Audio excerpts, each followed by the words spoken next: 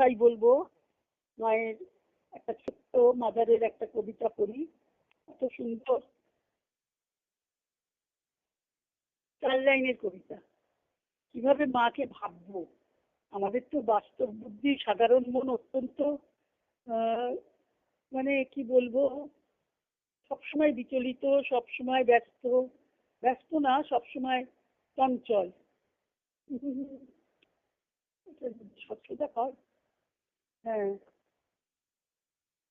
সাধারণ মন দিয়ে তো মাকে পাওয়া যায় না, মায়ের করুণা না হলে। তাই আমরা মাকে কি করব? মাকে শুধু ভালোবাসবো। এবং ভালোবাসা না হলে চৈত্য সত্তার জাগরণও হবে না। চৈত্য সত্তা মানেই ভগবানেরকে ভালোবাসা, ভগবত প্রেম, ভগবত ভক্তি। ভক্তি যদি না থাকে তাহলে কিছুই হলো না জীবনে। অর্থাৎ ভগবানকে যদি না ভালোবাসি তাহলে তো কিছুই পাওয়া গেল না, হলো না। তাই আমরা একটু মায়ের ছোট্ট 4 লাইনে লেখা কবিতাটা পড়ি। আমার এত ভালো লাগে পড়তে এটা, সবাইকার জন্যে। মা লিখছেন, মা নিজেই লিখছেন, I have a sweet little mother who lives in my heart. We are so happy together, we shall never part. আছে আমার একটি মিষ্টি ছোট্ট মা, বসে আছে সে আমার হৃদয় মাঝে। দুজনে মিলে আমরা এতই খুশি, আলাদা মোরা কখনো হব না যে। এটা মায়ের নিজের লেখা, মাদারের লেখা। মা আমাদেরকে শেখাচ্ছেন এইভাবে,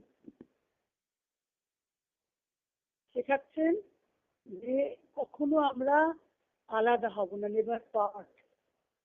আমার হৃদয় মাঝে বসে আছে, তাহলে আমার হৃদয় স্থান দিতে হবে মাকে। হৃদয় স্থান দেওয়া মানে কি? মাকে ভালোবাসা।